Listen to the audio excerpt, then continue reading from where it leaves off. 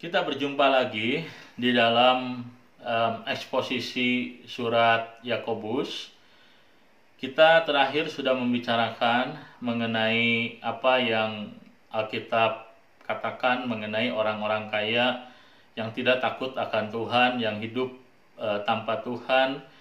Dan hari ini kita akan membicarakan mengenai topik selanjutnya dari surat Yakobus, yaitu mengenai pencobaan yang dihadapi oleh orang-orang yang percaya kepada Tuhan. Dan teks firman Tuhan hari ini ada pada Yakobus pasal pertama ayat yang ke-12. Nah, saya akan membacakan bagi rekan-rekan sekalian, demikian firman Tuhan. Berbahagialah orang yang bertahan dalam pencobaan, sebab apabila ia sudah tahan uji, ia akan menerima mahkota kehidupan yang dijanjikan Allah kepada barang siapa yang mengasihi Dia. Nah, jadi teks ini pada dasarnya menyampaikan hal yang paralel, yang sama dengan yang kita baca di dalam Yakobus pasal yang pertama ayat yang kedua.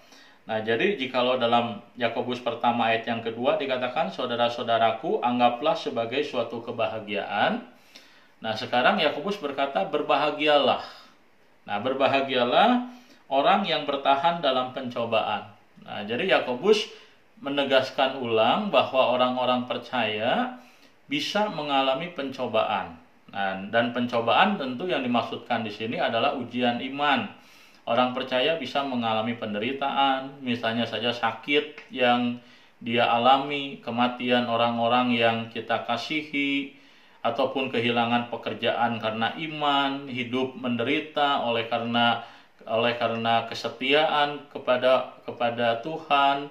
Nah, itu adalah ujian iman, pencobaan yang bisa dihadapi oleh orang-orang percaya.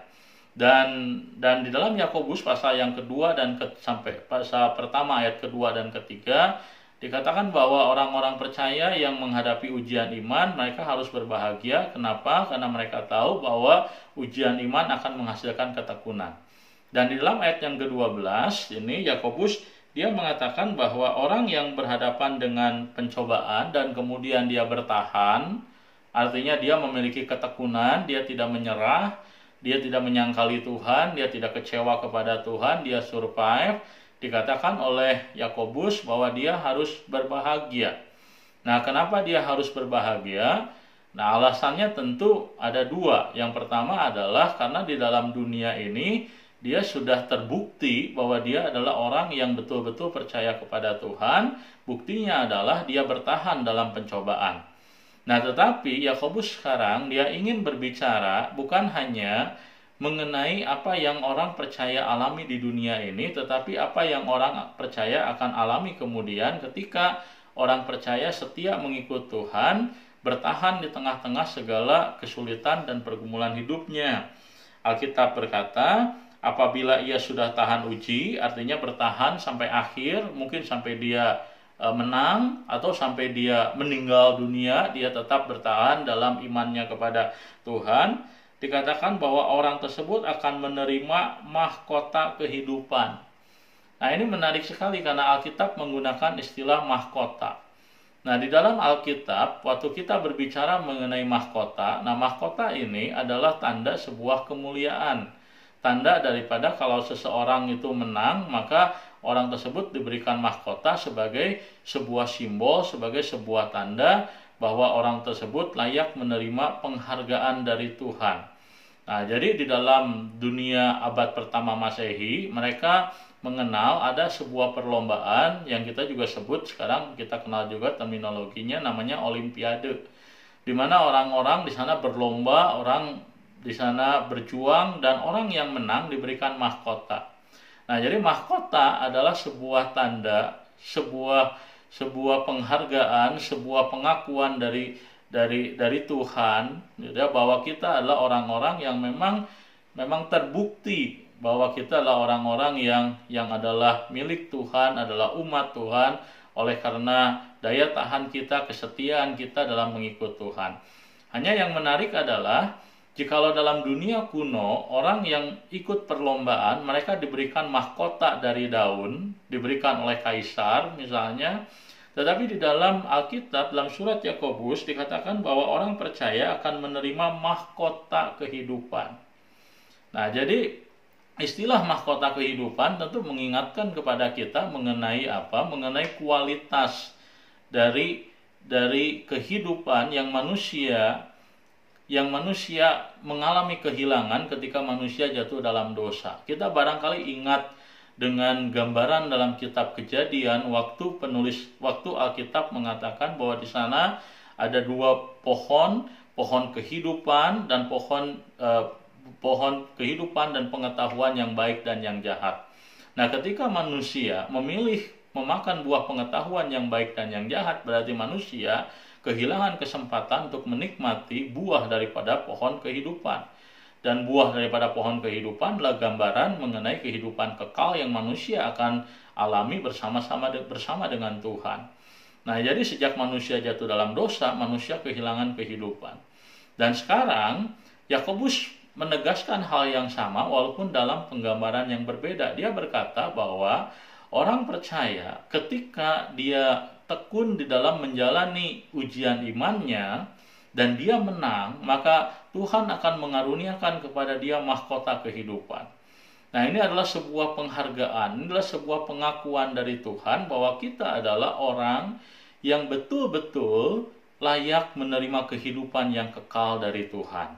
Nah, maka digambarkan kita menerima mahkota, tapi bukan mahkota duniawi, tapi mahkota kehidupan. Artinya kita menerima sebuah peneguhan dari Tuhan, kita layak untuk hidup bersama-sama dengan Tuhan. Nah, hanya pertanyaannya adalah apa yang membuat seseorang bisa tekun, bisa bertahan sampai akhir, dan dia tetap percaya kepada Tuhan dan Tuhan memberikan kepada dia mahkota kehidupan. Nah, kita seringkali berpikir bahwa yang membuat kita bertahan adalah kekuatan kita sendiri. Nah, itu adalah kesalahpahaman yang seringkali yang ada di dalam pemikiran kita. Nah, itulah sebabnya maka Yakobus berkata di dalam ayat yang ke-12 bahwa mahkota kehidupan itu diberikan kepada barang siapa yang mengasihi dia.